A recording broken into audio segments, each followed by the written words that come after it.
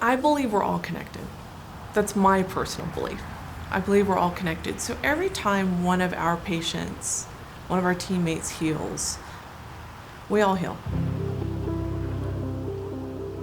Healing Journeys was born out of a philosophy that Holland Wright Plastic Surgeons has had for many years, probably since the inception of the practice, which was about 20 years ago.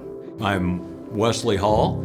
I am with Holland Wright Plastic Surgeons, and I'll speak for my partner, Dr. Wright, that we chose to become doctors because we felt like we wanted to help people. The organization really does exist to serve the community. I think it all boils down to giving people a sense of hope. We all are going through this life, and sometimes it can be a lonely journey. We were talking about this patient, and then there was another patient we were thinking of, and another patient, and it was like this huge light bulb went on that we had this amazing base of patients that we were working with on a routine basis. And because we get to know our patients pretty well, we often hear of the stories or the things that they're doing. They all make a significant impact.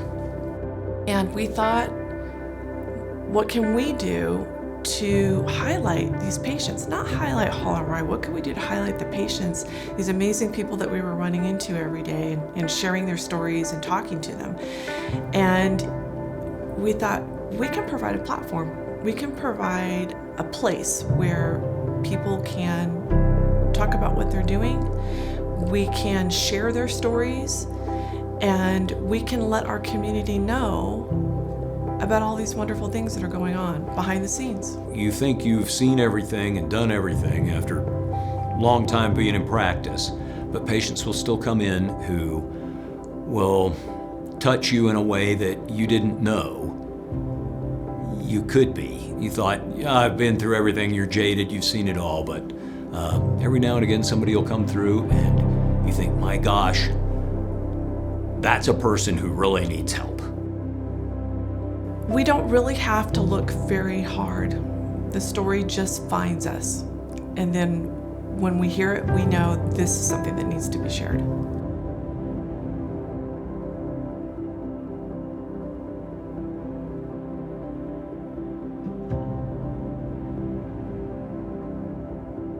I found my lump in May. I was cold, and I put my hand in my sweater, and I felt like it was little, it was like 2 centimeters, like a hard, immovable mass is how I could explain it.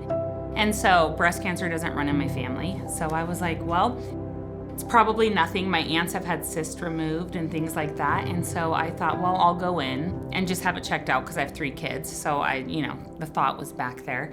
But when they did the ultrasound, right away, they told me that they were suspicious it was cancer. They had to not do a biopsy, so I had to go straight to surgery to get it removed. So they referred me to a surgeon.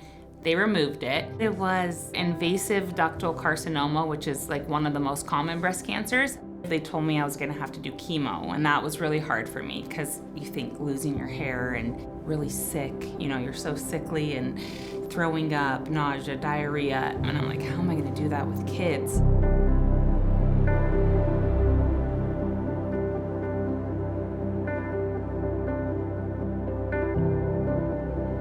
And I think that was the hardest part, is the waiting. So you get cancer, okay, what stage am I? And then you find out what stage, okay, what is my treatment? And then you have to readjust your life, your reality. It is a process. My biggest role is as an educator. Doctor means teacher. And I think a lot of women who first are faced with this come in with an idea that is not realistic, and it's a difficult thing to learn. Everybody's going to learn it, but I look at my role as trying to help them learn it sooner, and therefore they can make better decisions and be wiser when they come out of this on the other end. I've learned to not take the little things for granted with my kids. Like, I'm so blessed to have them and get to stay home with them every day and just watch them grow up. And that's not promised. So I'm very blessed that I get to just be with them. So it changed me in that way. I just, instead of thinking of it like, oh, it's the same thing every day, it's like, how lucky am I that I get to be with them every day, and get to grow with them and hopefully be at their weddings and have grandbabies and all of that. Before, I guess I just expected it, and now I'm more thankful for that, that I get to have a curable cancer. When we think about everybody's experience, everybody's gonna have illness that they're gonna have to deal with. And it's important to know that you're not alone. You're not the only one who's dealing with this. You're not the only one who's ever done this. There are other people who are doing it, and other people who want to help. They want to help you get along in that journey of healing. I hope to be someone that people can reach out to and talk to about the journey, because cancer is so different for everybody. Like, if you saw me on the street, you wouldn't know I had breast cancer, and just maybe be an advocate or just a sounding board for somebody who's newly diagnosed, young, with 3 kids, who doesn't run in their family, and just, as it's so scary. It's such a scary thing. So maybe help with that a little bit in my future. If somebody has been diagnosed with breast cancer, obviously having support around you is the best thing that you can have. I would hate to think that somebody is going to go through this type of cancer, this type of journey, without a good support system. They say it takes a village to take care of children. It takes a village to take care of somebody that has cancer too. This isn't real. It didn't happen to me. I'm 36, it's just, you don't see this. So, first generation, no family history, and, just, it was a scary moment. No pain whatsoever, just sensitivity on my left side.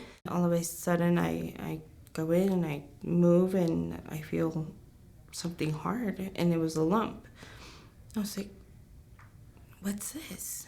And I turn and I look at myself in the mirror, and I could see a little bump, and I was like, how can I miss this? And I kept to myself, and I just immediately had that intuition that it was not a good sign. I waited a week to say anything to anyone, and I pulled my husband into the room and I told him, hey, can you look at this and touch it? And the look on his face was priceless. He just kind of was like, it's fine, you're gonna be fine. That's how I found it, move forward from there. When I got my diagnosis and I first started going through chemo, it was a rude awakening that I couldn't do anything that I was able to do prior to that. So they stepped up. And my mom decided to move in with me. My husband picked up, extra hours and was there when I needed him at home as well. I don't know how he did it, brave man. And my son was just loving at all times, and just that genuine care that they give you is priceless. It really brought forward the family that I care for and have supported me since day one. Talking to women, if you know this journey, it's a sorority you never bidded on. You never went through initiation. You never knocked on that door. You were never excited about it. It was just, here you are, you're a part of us. Going in, it was just a normal routine. And there was a little cyst on my right breast, a little cyst. And as women, we grow up of like, if there's any abnormalities, you've got to check it out. It's just like we're inundated with that message. So when I went to check it out, they said, oh, absolutely, it is a cyst. Don't worry, it's gonna go away. But we're not concerned about the cyst. We're concerned about your left side. What are you talking about? It's fine. It feels fine. It's mushy. It's gushy. It's a breast. And then I went to the waiting room, waited for a little bit. They called me back and did another mammogram. Went to the waiting room, and then I did an ultrasound. Went to the waiting room, and then a doctor came in and said, we have to do a biopsy. I remember getting the call, the confirmation. I was at work. I'm an elementary school counselor, and I was sitting in my office, and the doctor plainly said, you have breast cancer. And I didn't know what to do. Like I said, I went in for an oil change, and I came out with a whole new engine replacement. And there is no cancer in my family. There is no cancer. We can't track it back. We don't know how I got it, where I got it. It could have been just by the air that I breathe or the food that I ate. It came from anything.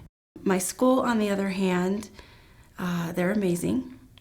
They made t-shirts that said #HurricaneStrong. And Hurricane Strong comes from Katrina, the Hurricane Katrina. And so what my school did is they sold t-shirts that had that logo on it to help raise money for me. Not only did the teachers purchase it, but families purchased it and kids purchased it. So the day before I left for my surgery, I walked in unknowingly, I walked in and they were all wearing Hurricane Strong shirts.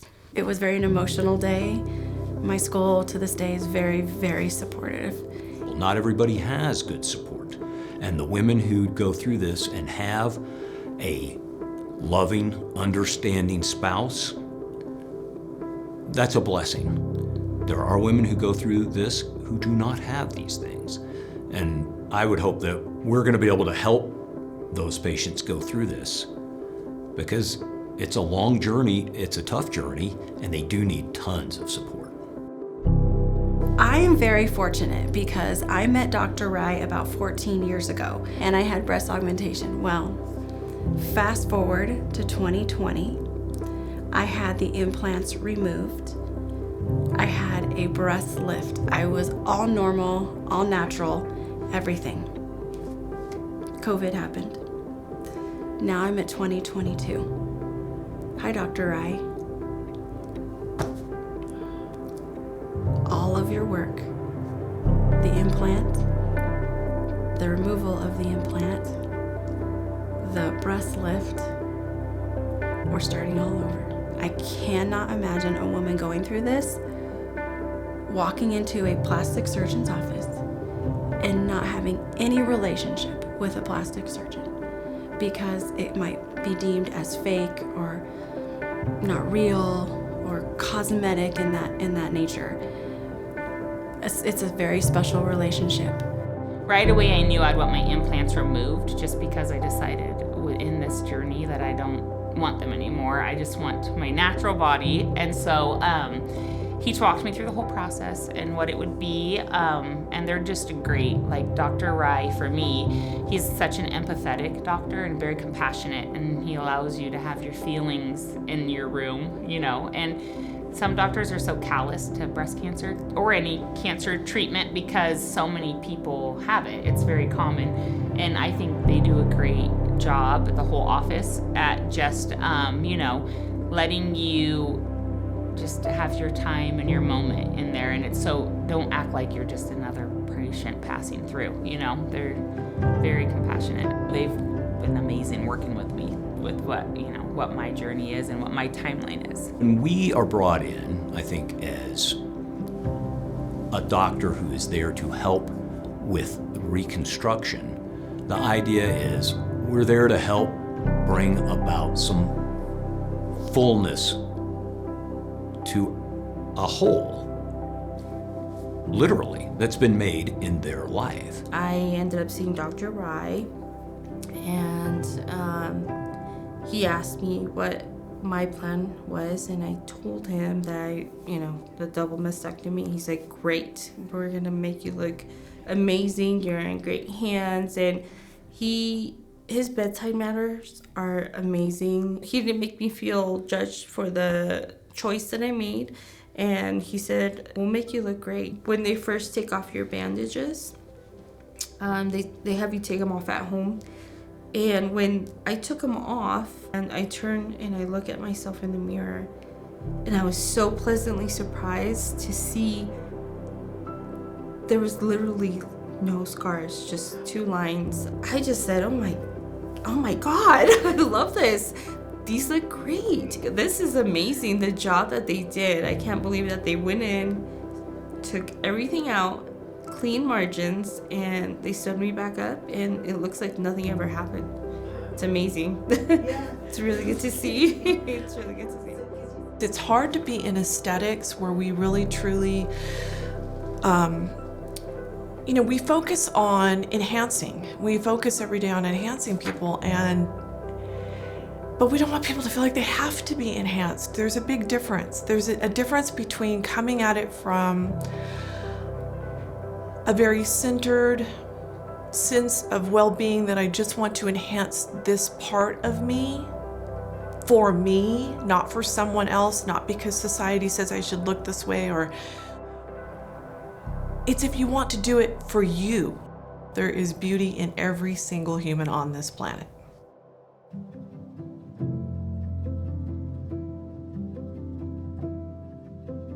Any reconstructive surgery, people are looking for wholeness in their bodies. I choose to do the wigs because I want to still feel beautiful.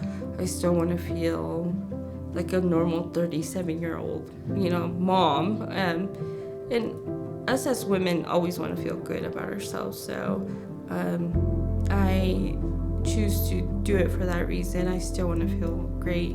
I know it doesn't make me any less of a woman, not having hair, having long hair, short hair, but I still wanted to feel beautiful.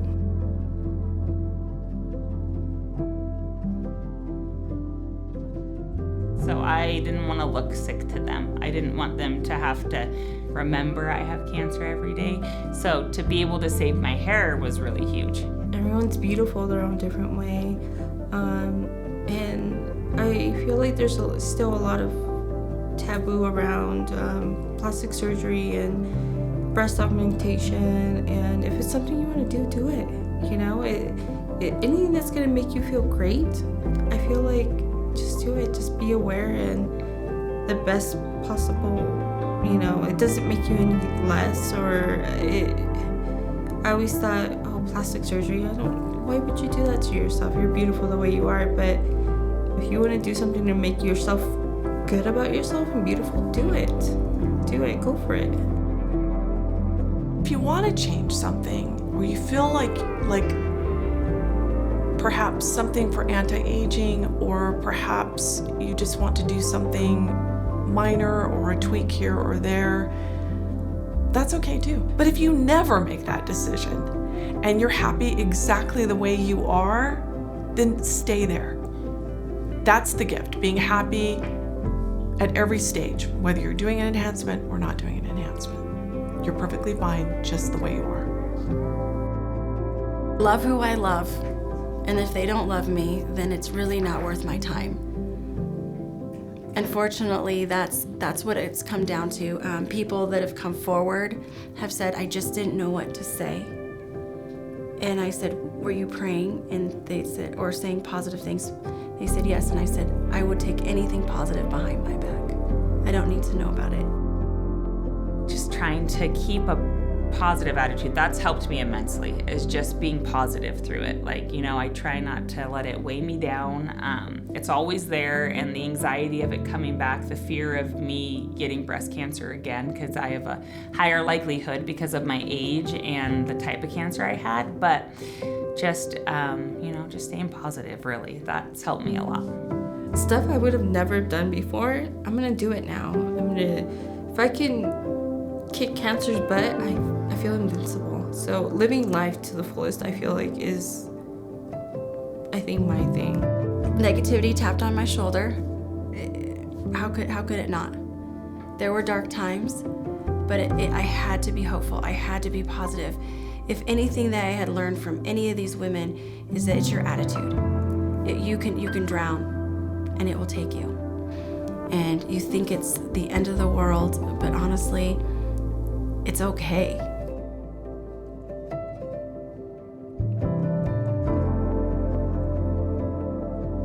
guess for me, cancer now isn't so scary. It's like, you know what, you can do it. And I hope a lot of people feel that way when they get it. You can feel so defeated when they tell you that, so scared. And it's like, you know, here I am on my 7th chemo treatment and, you know, raising 3 kids and volunteering at school and working out, you know, and doing, am I tired? Yes. Do I feel sick after chemo? Yes. But is it doable? Absolutely. And so I guess it's less scary to me. It's more, you know, it taught me that I'm stronger than I thought I was, and I'm capable of more than I thought I was.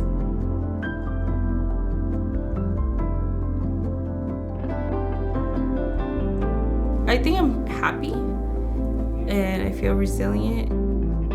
Now I can just focus on healing and being healthy and being the best me possible.